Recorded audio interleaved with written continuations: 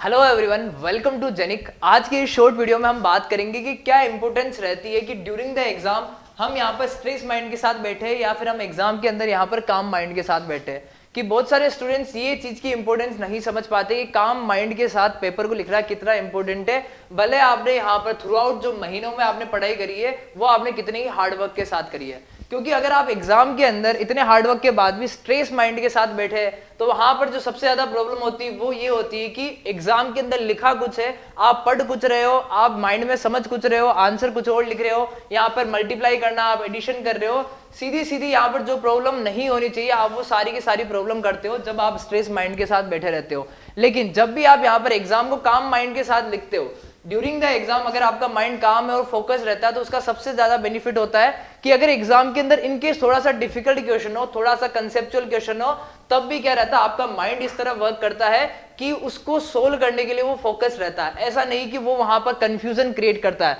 लेकिन stress mind जो answer सीधा सीधा आ रहा है उसमें भी करेगा भैया वो कंफ्यूजन क्रिएट। जहां सीधा सा फॉर्मूला आपको याद है लेकिन वहां पर भी प्लस का और माइनस का कंफ्यूजन क्रिएट करेगा। जहां पर भी सीधा सा सीधा कंसेप्ट का आपको यस और नो पता है लेकिन वहां पर भी वो कंफ्यूजन क्रिएट करेगा। इसीलिए जो स्ट्रेस माइंड है उसको अवॉइड करना यहां पर बड़ा जरूरी है। अगर मैं बात करूं सर, आपने ये तो बता दिया स्ट्रेस माइंड और काम माइंड में दोनों की इंपॉर्टेंस, लेकिन ये जो यहाँ पे स्ट्रेस माइंड को अवॉइड करना है ये अवॉइड कैसे करना है, तो इसके लिए जो सबसे बेस्ट वे रहता है वो रहता है यहाँ पे सिमुलेशन ऑफ द एग्जाम। जिन स्टूडेंट्स को यहाँ पर पता नहीं मैं यहाँ पर किस चीज के बारे में बात कर रहा हूं, तो सिमुलेशन का सीधा मतलब है अगर आपका एग्जाम यहाँ पर लेट सपोज 10 तारीख को है तो आप ये ट्राई करो कि अपने घर पर बैठकर 8 तारीख या फिर 9 तारीख को सेम टाइप का एग्जाम पैटर्न, सेम जो अरेंजमेंट होता है वो अपने घर पर क्रिएट करो। बहुत सारे स्टूडेंट्स है इस चीज को जनरली इतनी इंपॉर्टेंस नहीं देते और इसका जो एक्चुअल रियलिटी ना वो जानते नहीं, समझते नहीं, लेकिन असल में ना इसकी बड़ी इंपॉर्टेंस है अगर आप रियल एग्जाम के अंदर काम वे के अंदर पेपर लिखना चाहते हैं with the full of confidence.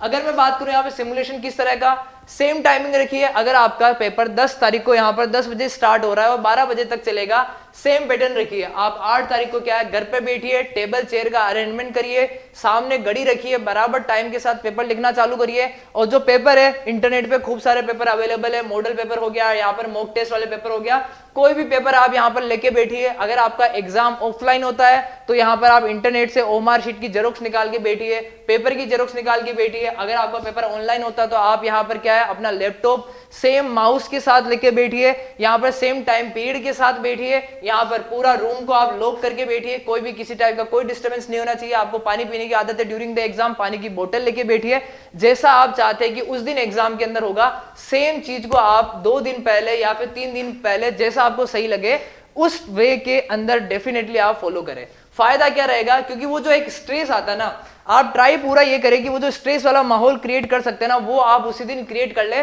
और एक जो अंडरस्टैंडिंग है ना वो आप क्रिएट कर ले अपने माइंड के अंदर कि अगर मैंने रियल एग्जाम में मैं बैठा हूं तो किस टाइप से मेरा माइंड वहां पर वर्क करेगा, स्ट्रेस रहेगा तो मैं उसको काम कैसे करूंगा। साथ के साथ जो प्लस पॉइंट इसके साथ रहेगा वो रहेगा कि आप अपने पेपर को सोल्व करने की स्ट्रेटेजी भी वहां से डिजाइन कर सकते हैं कि मुझे यहाँ पर क्वेश्चन पेपर को किस वे में डील करना है। ये जो सिमुलेशन वाला मेथड है ये जो आप कह सकते हैं एक टाइप की फेक नकल कर रहे हो आपके एग्जाम की, कि उस दिन जैसा पेपर होगा आपने सेम टाइप का अरेंजमेंट करा, एनालिसिस करिए और जहां मिस्टेक हो रही है आप सुधारिए। बाकी की ये जो मिस्टेक है ना स्ट्रेस माइंड और काम माइंड वाली, डेफिनेटली यहाँ पर एक सडन इंप्रूवमेंट आएगा। आप देखोगे जहां आपने 8 तारीख का पेपर स्ट्रेस माइंड के साथ दिया होगा, आपने उसमें जो सुधारना था वो सारी चीजें सुधारी, और नेक्स्ट डे यहाँ पर जब आपका पेपर होगा 10 तारीख को आप डेफिनेटली काम माइंड के साथ यहाँ पर पेपर लिखेंगे। तो दोनों की जो यहाँ पर प्रॉब्लम्स है उसके बारे में मैंने बात कर ली, उसको जो सुधारने का तरीका है सर मैंने उसके बारे में बात कर ली। अब आप सेल्फ एनालिसिस करिए, खुद के अंदर इंप्रूवमेंट करिए और यहाँ पर सिमुलेशन वाली टेक्निक को डेफिनेटली आप अपनाइए। इसी के साथ मैं बात करूंगा किसी और अनदर इन्फॉर्मेटिव वीडियो में आपके लास्ट टाइम एग्जाम मूवमेंट में थोड़ी सी हेल्प करने के लिए, ताकि आपका पेपर एक बेहतरीन पेपर हो सके और आपका फाइनल सिलेक्शन हो सके। तो मिलते हैं किसी और इन्फॉर्मेटिव वीडियो में, तब तक के लिए bye bye, thank you and take care everyone.